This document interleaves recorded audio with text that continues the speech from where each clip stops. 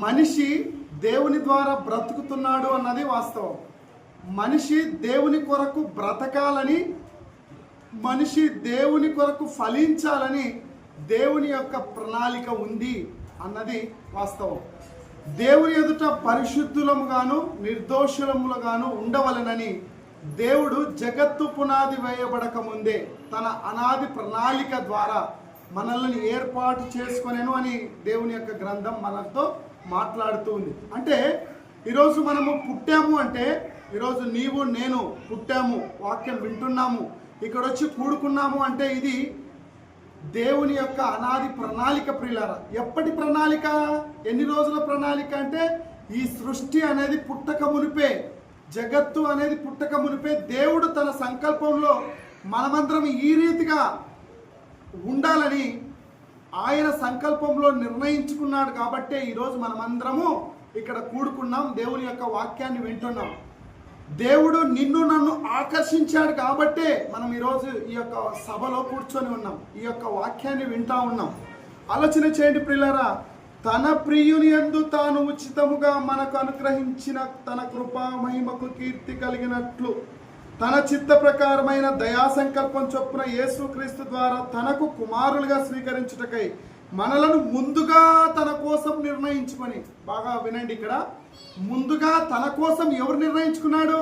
తండ్రి అయిన దేవుడు కుమారుడైన యేసుక్రీస్తు ద్వారా తనకు పిల్లలుగా స్వీకరించడం కొరకు ముందుగా తన కోసం, ఎవరి కోసం? దేవుని కోసం మనల్ని నిర్ణయించుకున్నాడని. అలాగే ఏమంటున్నాడు?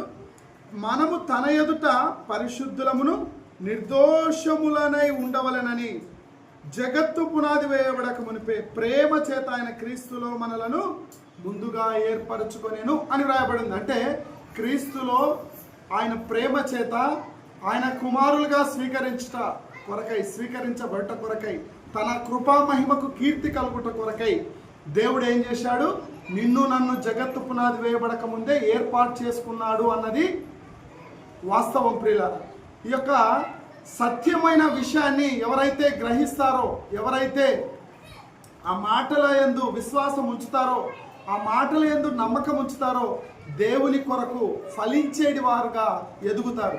ఎట్లనగా ఈరోజు మనము ఈ లోకంలోనికి వచ్చామంటే ఏమనుకుంటున్నాము అంటే, ఈ లోకంలోనికి పుట్టాము, తిన్నామా, తాగామా, పడుకున్నామా, తెల్లారిందా, ఈ పందాలో మనం బ్రతుకుతున్నాం.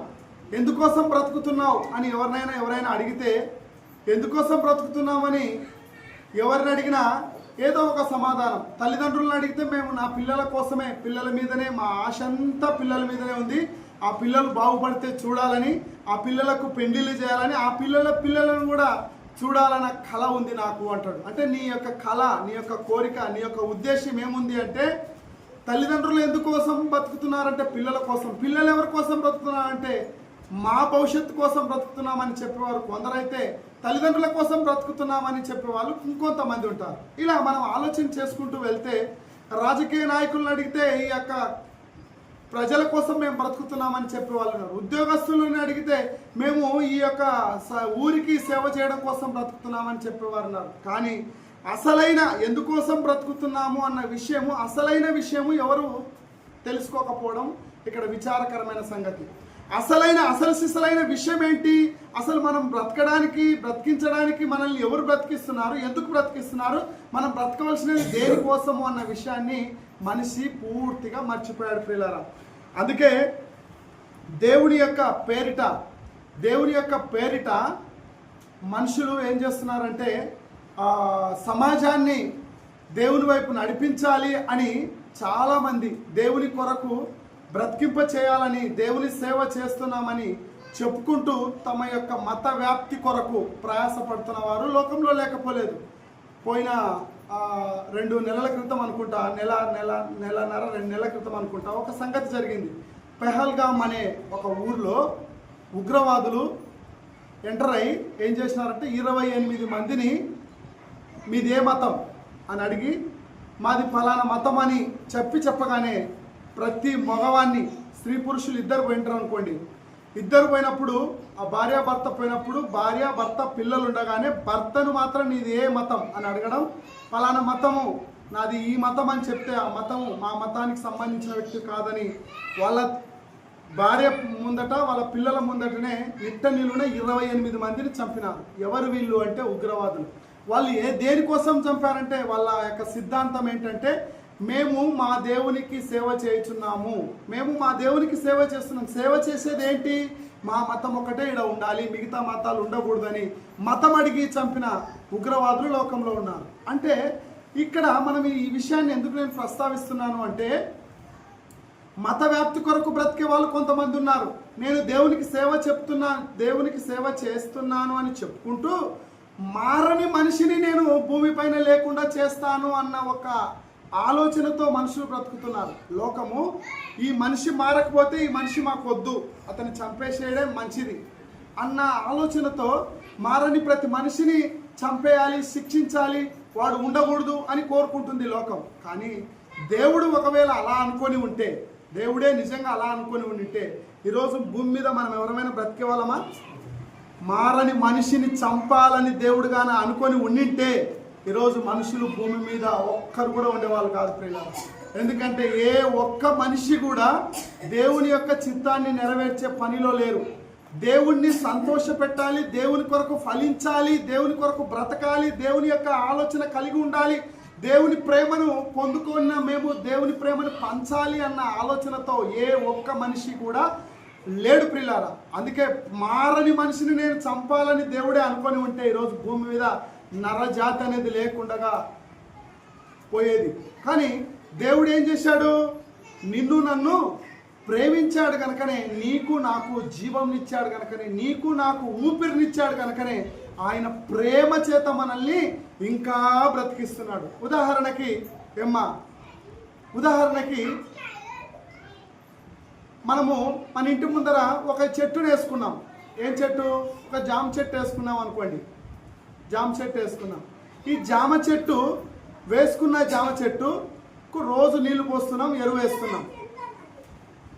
ఆ చెట్టు కొన్ని రోజులకు ఏం చేయాలి? పెరిగి పెద్దదైన తర్వాత ఆ చెట్టు అనేది ఫలాలను ఫలించాలి. మనం పెంచి పోషించిన దానికి, మనం పెంచి పెద్ద చేసిన దానికి న్యాయం చేయాలి. ఏం న్యాయం చేయాలి? ఫలాలను ఇవ్వాలి. అది ఒక సిస్టమ్, ఒక పద్ధతి, అది న్యాయం. కానీ మనం వేసుకున్న ఒక చెట్టు పెరిగి పెద్దదైనా కూడా ఫలాలను ఫలించకపోతే మనం ఏం చేస్తాం? అర్థమవుతుందా? నా భాష అర్థమవుతుందా? ఏం చేస్తాం? ఆ చెట్టుని ఏం చేస్తామమ్మా? చెట్టుని ఇంకా పెంచి ఇంకా పెద్దవి చేసి ఇంకా నీళ్ళు వస్తామా? ఇది ఉండడం దండగా అనుకొని ఏం చేస్తాం? కొట్టి పాడేస్తాం. ఒక కోడిని పెంచుకున్నాం అనుకోండి, ఆ కోడి పెరిగి పెద్దదై గుడ్లు పెట్టకుండా అలానే ఉంది బక్క చిక్కి. ఈ కోడి ఎన్ని రోజులున్నా ప్రయోజనం లేదు అని అనుకొని ఏం చేస్తాం? కోడిని కోసేస్తాం. ఒక గొర్రెనో, ఒక మేకనో, ఒక ఆవునో, ఒక ఎద్దునో, ఒక బర్రెనో పెంచుకుంటున్నాం అనుకోండి. అవి మన కోసం ఫలించకపోతే, మన కోసము అది పిల్లలను కనకపోతే, అది అభివృద్ధి చెందకపోతే దాన్ని మనం ఉంచాలనుకో. మరి నిన్ను నన్ను దేవుడు బ్రతికిస్తున్నాడు, జీవమునిచ్చాడు, ఊపిరినిచ్చాడు. ఈ గాలి మనది కాదు, ఈ నేరు మనది కాదు, ఈ నేల మనది కాదు, ఈ ఆకాశం మనది కాదు, ఈ సూర్యచంద్ర నక్షత్రాలు ఏవి మనవి కాదు. ఆ సూర్యచంద్ర నక్షత్రాలను, ఆయన వర్షాన్ని, ఆయన నేలను, ఆయన పంటను, ఆయన ఇచ్చినటువంటి జీవరాశులను ఉపయోగించుకొని బ్రతుకుతున్నాం. మనము దేవుడి కొరకు ఫలించకపోతే దేవుడు ఉంచాలని ఎందుకు అనుకుంటాడు? ఒకసారి ఆయన ఆలోచన చేయండి. మన రీతిగా మానవులమైన మన రీతిగా మనం ఆలోచన చేస్తే వాస్తవానికి మనం ఈ భూమి పైన ఉండడానికి అర్హత లేనివారు. ఎందుకంటే నువ్వేం చేసినావు దేవుడి కొరకు అంటే, నేను ఆదివారం వచ్చేటప్పుడు ఇంటికాడ చిల్లర చేపించుకొని వచ్చిన దేవునికి వేయడం కోసం. యాడ కాయిన్లు ఉన్నాయో ఆ కాయిన్లు ఎత్తుకులాడి మరీ దేవుని దగ్గరకు తీసుకొని వచ్చినాను అని చెబితే దేవుడు ప్రేమిస్తాడా నిన్ను నన్ను? యాది చిన్న నోటు ఉందో ఆ చిన్న నోటు వేయడానికి నేను ముందే రెడీ చేసుకొని వచ్చినాను అంటే దేవుడు ప్రేమిస్తాడా నిన్ను నన్ను? ఏం చేసినావు నువ్వు దేవుని కొరకు అంటే? ఏం చెప్తున్నావు మనం ఒక్కసారి ఆలోచన చేయండి. నన్నే దేవుడు అడిగితే నువ్వు నా కోసం ఏం చేసినావు అంటే నేనేం చెప్పాలనో దేవునికి నాకు మాత్రమే తెలుసు. నువ్వు ఏం చేస్తున్నావు అన్నది నీ దేవునికి మాత్రమే తెలుసు. మనుషుల్ని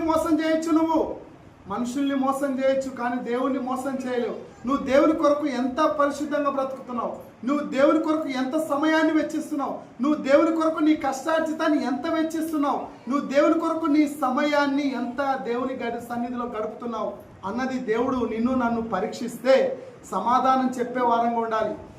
మన పనులు, మన అవసరాలు, మన అక్కర్లు భూమిపైన అందరికీ ఉన్నాయి. పనులు లేని వాళ్ళు భూమి మీద ఎవరు లేరు. అందరూ పనులు ఉన్న వాళ్ళే, పనులు లేకుండా ఎవరు ఉండరు. కానీ మన పని చేసుకుంటున్నాం. 6 దినాలు మన పని చేసుకుంటాం. 7వ దినమున దేవుడు విశ్రాంతి దినంగా చేసి ఆ దినాన్ని దేవునికి అప్పగించమన్నాడు. దేవుని కొరకు ఆ సమయాన్ని గడపమన్నాడు. మనము కనీసం 1 గంట సేపు దేవుని సన్నిధిలో మనస్ఫూర్తిగా గడపలేని స్థితిలో దిగజారిపోయినామంటే ఇది ఎంత దౌర్భాగ్యకరమైన విషయం అంటే ఇది చింతించవలసిన విషయం. దీని గురించి ఆలోచన చేయవలసిన విషయం. దీని గురించి మనం ఏం చేయాలంటే దేవునికి లెక్క చెప్పాలి.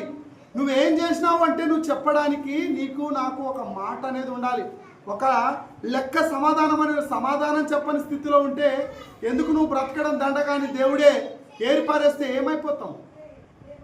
చెప్పే నేనైనా వినే మీరైనా అందరము దేవుని దృష్టిలో సమానులమే. ఒకరు ఎక్కువ ఒకరు తక్కువ అనేది ఏముండదు. అందరం సమానమే. అందరం దేవునికి లెక్క ఒప్ప చెప్పవలసిన వారమై ఉన్నాం. మరి ఫలించేడి వారంగా ఉన్నామా? ఫలాన్ని అనుభవిస్తూ ఫలించలేని స్థితిలో ఉన్నామా? ఒక్కసారి మనము దేవుని యొక్క గ్రంథాన్ని ఆలోచన చేద్దాం. దేవుని గ్రంథంలో దేవుని యొక్క మనసును ఆలోచన చేద్దాం. దేవుడు అపోస్తలుడైన పౌలు గారి ద్వారా మనము దేని కొరకు ఫలించాలి, ఎవరి కొరకు ఫలించాలి అన్న విషయాన్ని తన గ్రంథంలో ప్రస్తావిస్తున్నాడు. ఒకసారి రోమీలకు రాసిన పత్రిక 7వ అధ్యాయం 4వ వచనంలో చూడగలిగితే మనకు దేవుని మనసు ఏంటో అర్థమవుతుంది. ప్రియులారా, ఇది నేను చెప్తున్న మాట కాదు. మీరు దేవుని కొరకు ఫలించాలి, ఫలించకపోతే దేవుడు తీసేస్తాడు అని అంటున్నది నేను చెప్తున్న మాట కాదు, దేవుడే చెప్తున్న మాట. దేవుడు చెప్తే కూడా నేను నమ్మను అనుకుంటే అది మన దరిద్రం. దాన్ని ఎవరు మనం మార్చలేం. దేవుడు నీకు చెబుతున్నప్పుడు, దేవుడి కొరకు ఫలించాలని చెబుతున్నప్పుడు నేను ఫలించను, నేను ఇంతే, నేను మారను అనుకుంటే దాన్ని ఎవరు అలాంటి మూర్ఖుల్ని ఎవరు మార్చలేరు. మూర్ఖత్వాన్ని విడిచిపెట్టి పరిశుద్ధ తత్వాన్ని మనం కలిగి ఉండాలి. దేవుని మాటకు లోబడాలి. వాక్యం వినబడుతున్నప్పుడు ఇది నాకే అనుకోవాలి, మందికి అనుకోకూడదు. అందరం ఎవరి కోసమోలే, వాళ్ళ కోసంలే, మీరు మారండి, మనము మారాలి, మనము బ్రతకాలి, మనము దేవుని సేవ చేయాలి, మనము దేవుని కొరకై ఫలించాలి. ఎవరి కొరకు ఫలించమంటున్నాడో దేవుడు చెప్తున్నాడు. ఒకసారి వినండి. రోమీలకు రాసిన పత్రిక 7వ అధ్యాయం 4వ వచనంలో మనం ఒకసారి చూస్తే అర్థమవుతుంది. కావున నా సహోదరులారా, మనము దేవుని కొరకు ఫలమును ఫలించునట్లు మృతులలో నుండి లేపబడిన క్రీస్తు అను వేరొకరిని చేరుటకై మీరు ఆయన శరీరం ద్వారా ధర్మశాస్త్రం విషయమై మృతులైతిరి. చూడండి, ఇక్కడ అపోస్తలుడైన పౌలు గారు రోమా సంఘాన్ని ఉద్దేశించి గట్టిగా మాట్లాడుతున్నాడు. ఏమని మాట్లాడుతున్నాడంటే, మీరు దేవుని కొరకు ఫలించుట కొరకే క్రీస్తుని చేరుకున్నారు. ఈ లోకంలో మీ కొరకు ఇవ్వబడినటువంటి ధర్మశాస్త్రము విషయమై మీరు మృతులైపోయినారు. కానీ క్రీస్తు విషయమై మీరు బ్రతికింపబడాలి, మీరు క్రీస్తులో బ్రతకాలి అంటే మీరేం చేయాలి? దేవుని కొరకు ఫలించాలి అంటున్నాడు. ఏం ఫలము? ఫలించడం అంటే ఏంటి ఫలము? ఒక చెట్టు అయితే తన ఫలాలను ఇస్తుంది, ఒక కోడి అయితే తన పిల్లల్ని ఇస్తుంది, ఒక మేక అయితే తన పిల్లల్ని ఇస్తుంది. మనం ఫలించాలంటే మనం ఏం ఫలించాలి అన్న విషయాలు కూడా మనం దేవుని గ్రంథంలో నుంచి చూద్దాం. చూడండి ప్రియులారా, దేవుని కొరకు మనము ఫలించుట కొరకు, దేవుని కొరకు ఫలించుట కొరకు మన గురించి దేవుడు ఆశ పెట్టుకొని వేచి చూస్తున్నాడు.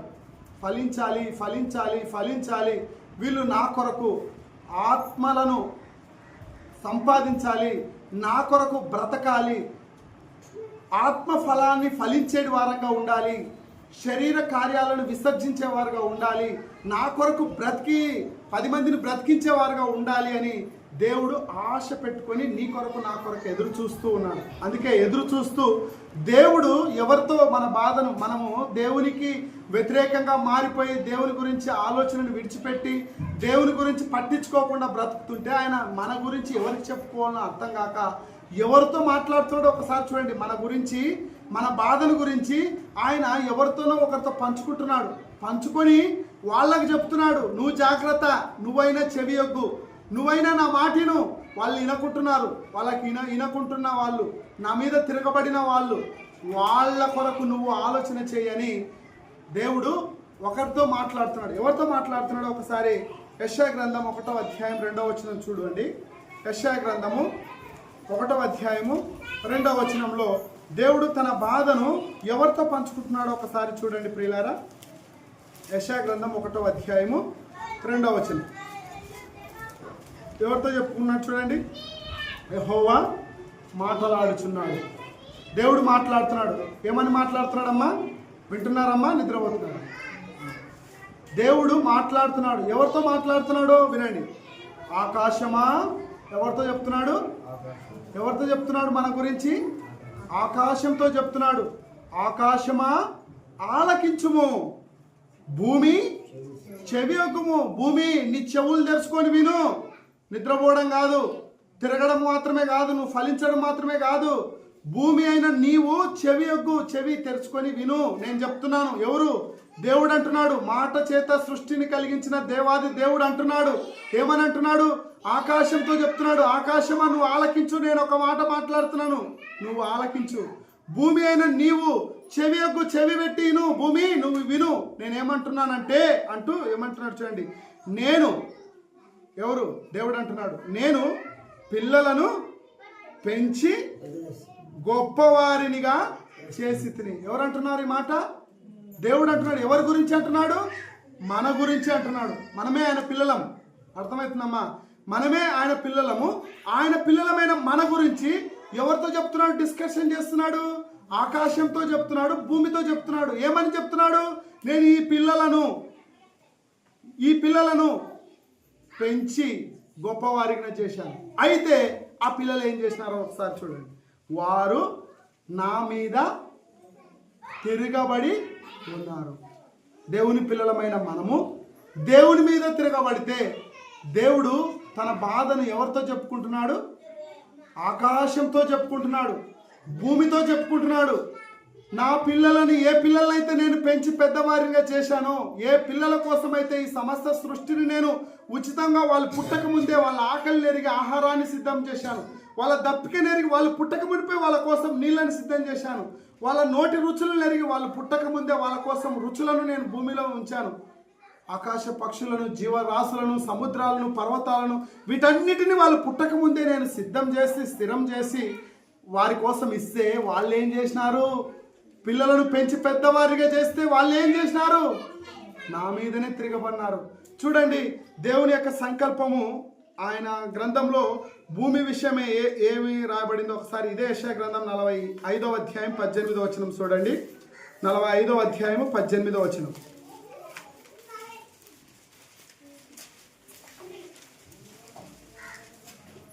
ఆకాశములకు సృష్టికర్తయగు యెహోవాయే దేవుడు.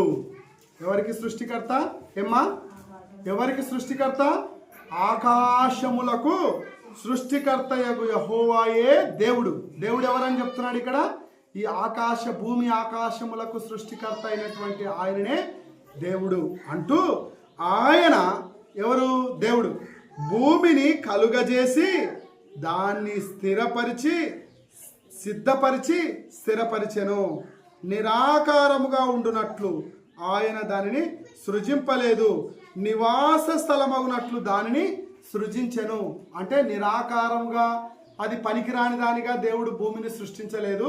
అది నివసించడానికి నివాస యోగ్యమైనదిగా ఉండడానికి దాన్ని నేనేం చేసినాను అంటున్నాడు? సిద్ధపరిచి స్థిరపరిచినాను అంటున్నాడు. సిద్ధపరిచి స్థిరపరచడం అంటే, మన పిల్లలు బడికి పోయేటప్పుడు, పొద్దున్నే మన పిల్లలు బడికి పోయేటప్పుడు ఒక తల్లి ఏం చేస్తుంది? పిల్లల కోసం ఉదయం లేవగానే ఆ పిల్లల్ని నిద్రలేపి వారికి స్నానం చేయించి కొత్త బట్టలు వేసి తల దువ్వి పౌడర్ కొట్టి, వారి ఆకలి కొంటారని, మధ్యాహ్నం ఆకలి కొంటారని, వారు ఇంటర్వెల్లో దప్పికి కొంటారని వాళ్ళకు నీళ్ళని సిద్ధం చేస్తుంది, స్నాక్స్ని సిద్ధం చేస్తుంది, క్యారియర్ని సిద్ధం చేస్తుంది. చేసి స్థిరపరిచి వాటిని జిబ్బేసి, ఒక కింద పడితే వాళ్ళు అన్నం తింటే వాళ్ళ మీద పడిపోతుందేమో అని ఒక నాప్కిన్ పెట్టి, అవసరమైతే వాళ్ళు తినలేకపోతే కలిపిచ్చి, అవసరమైతే వాళ్ళ చేత తినలేకపోతే స్పూన్ ఇచ్చి, ఫోర్క్ ఇచ్చి, ఇన్నొట్టు సిద్ధపరిచి స్థిరపరిచి వాళ్ళని స్కూల్కి పంపించి వాళ్ళని పెంచి పెద్దవారిగా చేస్తే, ఆ పిల్లలు పెరిగి పెద్దవారైన తర్వాత ఆ తల్లినే పొడిస్తే ఆ తల్లి యొక్క బాధ ఎలా ఉంటుందో ఒక్కసారి ఆలోచన చేయండి. భూమిపైన కొన్ని దినాలు జన్మనిచ్చిన నీవు, కొన్ని దినాలు పెంచి పోషించిన నీకే, దేవుడిచ్చిన వాటిని సిద్ధపరిచి స్థిరపరిచిన నీకే, నీ తల్లి నీ తండ్రి మాట వినకపోతే, తల్లిదండ్రులమైన మన మాట మన పిల్లలు వినకపోతే మనకే ఇంత బాధ కలిగితే ఇంకా దేవునికి ఇంకెంత బాధ కలుగుతుంది ఒక్కసారి. ఆయన దీర్ఘశాంతముతో, ఆయన ఓపికతో నీ కొరకు నా కొరకు ఎదురు చూస్తున్నాడు. దేని కొరకు ఎదురు చూస్తున్నాడు?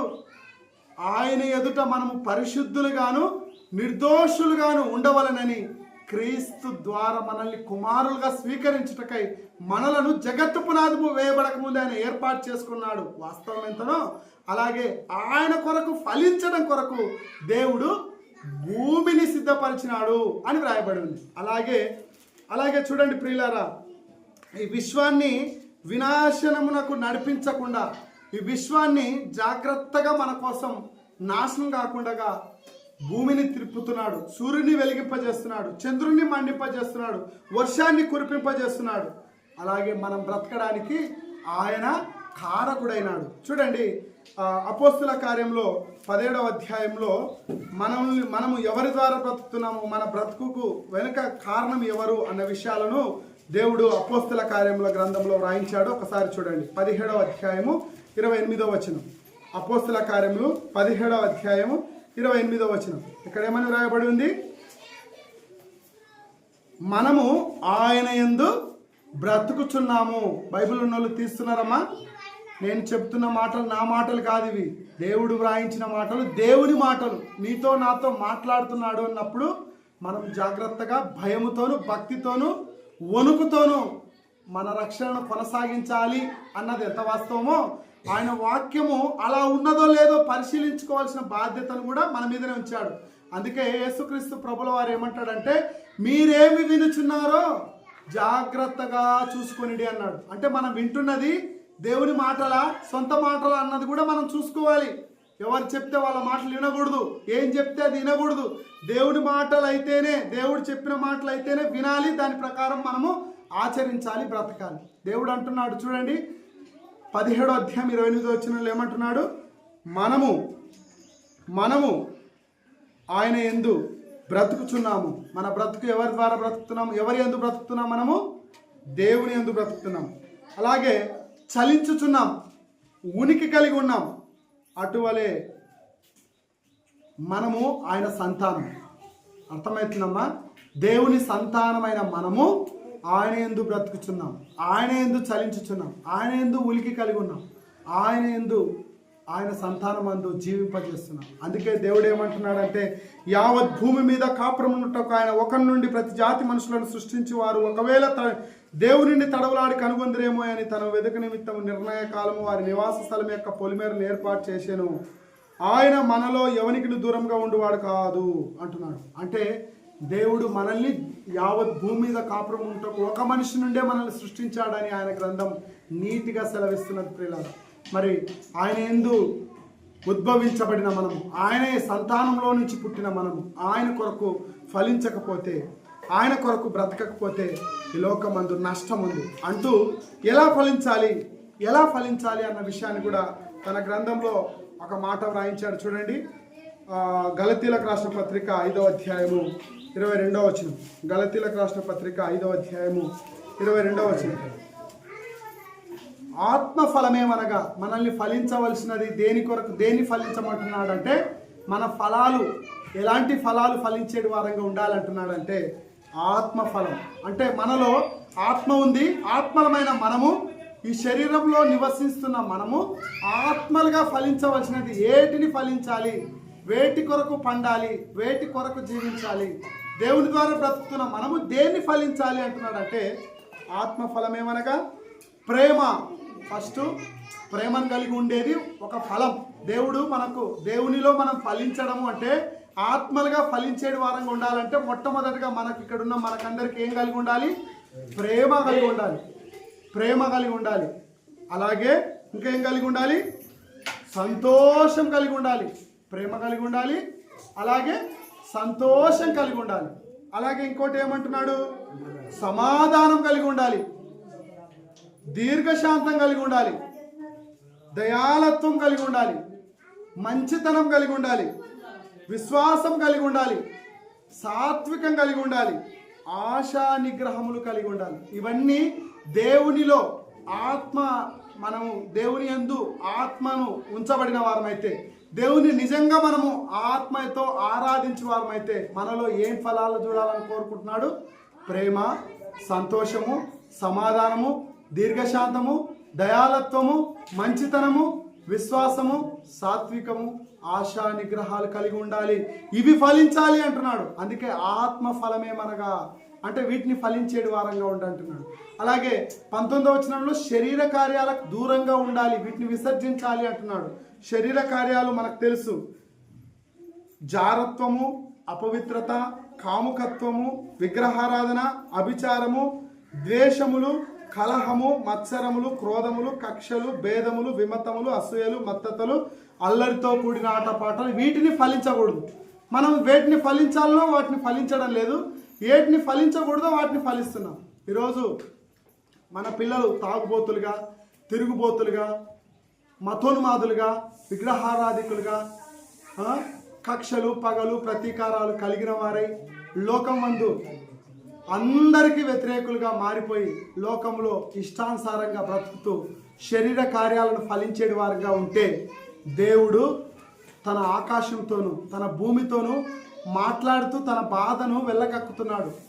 భూమి, నువ్వైనా జాగ్రత్తగా పనిచేయి. నా పిల్లలను, ఏ పిల్లలైతే నేను పెంచి పెద్దగా చేసినానో ఆ పిల్లలు నా మీద తిరగబడి ఉన్నారు. కాబట్టి భూమి నువ్వేం చేయాలి అంటున్నాడు. అంటే భూమితో మాట్లాడుతున్నాడు. చూడండి, ఒక భూమికి ఒక సూచన చెప్తున్నాడు. హెబ్రీలకు రాసిన పత్రిక 6వ అధ్యాయం 7వ వచనంలో ఒకసారి భూమితో ఏమని మాట్లాడుతున్నాడో ఒకసారి చూడండి.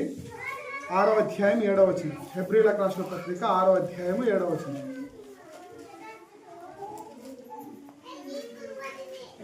ఎట్లనగా భూమి తన మీద తరచుగా కురియు వర్షమును త్రాగి, ఏమ్మా వింటున్నారా?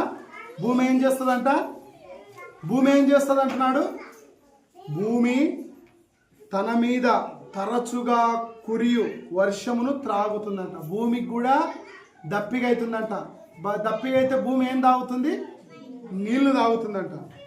ఎవరి కొరకు వ్యవసాయము చేయబడునో వారికి అనుకూలమైన పైరులను ఫలించుచు దేవుని ఆశీర్వచనము పొందును. భూమి ఎవరి కొరకు ఫలించాలని దేవుడు కోరుకుంటున్నాడు?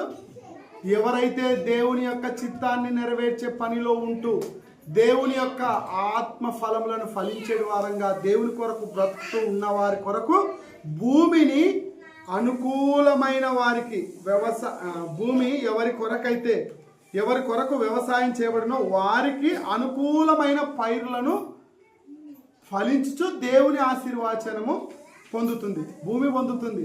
ఎవరి కోసము? మన కోసము ఫలిస్తే, దేవుని కొరకు బ్రతికే వారి కోసం భూమి ఫలిస్తే భూమి ఆశీర్వదింపబడుతుంది. ఒకవేళ భూమి మన కొరకు ఫలించకపోతే, భూమి మన కొరకు పండకపోతే, వ్యవసాయం చేయడానికి భూమి పనికి రాకపోతే భూమిని దేవుడు ఎలా శపిస్తున్నాడో ఒకసారి చూడండి. 8వ వచనం. అయితే ముండ్ల తుప్పలను, గచ్చ తీగలను దాని మీద పెరిగిన ఎడల అది పనికి రానిదని విసర్జించి శాపము పొందతగినదగును, తుదకది కాల్చివేయబడును. భూమిని కూడా దేవుడు శపిస్తున్నాడు. అర్థమవుతుందమ్మా? దేని కొరకు శపిస్తున్నాడు? మన కొరకు పండకపోతే దాన్ని శపిస్తాను, దాంట్లో ముండ్ల పొదలు గచ్చ తీగలు నేను మొలిపిస్తాను, అది పనికి రాకుండా దాన్ని కాల్చేస్తాను అంటున్నాడు. అదే మన కొరకు పండితే దాన్ని నేను ఆశీర్వదిస్తాను అంటున్నాడు. దేనితో మాట్లాడుతున్నాడు? భూమితో మాట్లాడుతున్నాడు దేవుడు. భూమి పండాలి అన్నది, పండకూడదు అన్నది ఎవరి మీద ఆధారపడి ఉంది? మన మీద ఆధారపడి ఉంది. మనం నిజంగా దేవుని కొరకు బ్రతికేవాడంగా ఉంటే భూమి కూడా మనకు సహకరిస్తుంది. చూడండి, పక్కన పొలంలో ఉన్న భూమి ఎక్కువ పంట వచ్చి మనం దాన్ని ఆనుకొని ఉన్న పొలంలో తక్కువ పంట వచ్చింది అనుకో, ఎంత బాధ ఉంటుందో చెప్పండి. ఒకసారి ఆలోచన చేయండి. అందరికీ ఒకటే సమానమైన పంట వస్తే హ్యాపీగా ఫీల్ అవుతాం. కానీ ఒకరికి ఇద్దరికి మాత్రమే దండిగా వండి మిగిలిన వాళ్ళకి పండలేదంటే మనకు బాధ ఉంటుందా ఉండదా? భూమి పండాలన్నా పండకూడదన్నా కూడా అది దేవుడి చిత్తంలో ఉన్నదే. మన కొరకు పండే భూమి కూడా మన కొరకు పండి భూమి ఆశీర్వదింపబడాలి. భూమి మనకు పండిన పంటల ద్వారా మనము ఆశీర్వదింపబడాలి. అంటే మనం ఎవరు మాట వినాలి? దేవుని మాటలు ఎవరికి లోబడాలి? దేవునికి లోబడాలి. ఎవరి కొరకు ఫలించాలి? దేవుని కొరకు. మనం ఎలా ఉండాలి? పరిశుద్ధులుగా, నిర్దోషులుగా దేవుని ఎదుట ఉండాలి. మన భక్తిని అలా కొనసాగించాలని ప్రేమతో కోరుకుంటూ, మన యొక్క జీవితం దేవునికి వృధా అయినదిగా కాకుండా దేవునికి ఫలించేటువంటిదిగా, దేవుని కొరకు ఈ యొక్క జీవితం పనికొచ్చేదిగా, ఈ లోకంలో ఎవరికి పనికొచ్చినా ఎవరికి పనికి రాకపోయినా పర్వాలేదు, కానీ దేవునికి పనికొచ్చేదిగా మన జీవితాన్ని మార్చుకోవాలని ప్రేమతో కోరుకుంటూ ముగిస్తున్నాను. దేవుడు మనందరి వెనుకలో తన వాక్యాన్ని మన కొరకు దీవించి ఆశీర్వదించిన గాక. తలలో వచ్చినట్లయితే ప్రార్థన.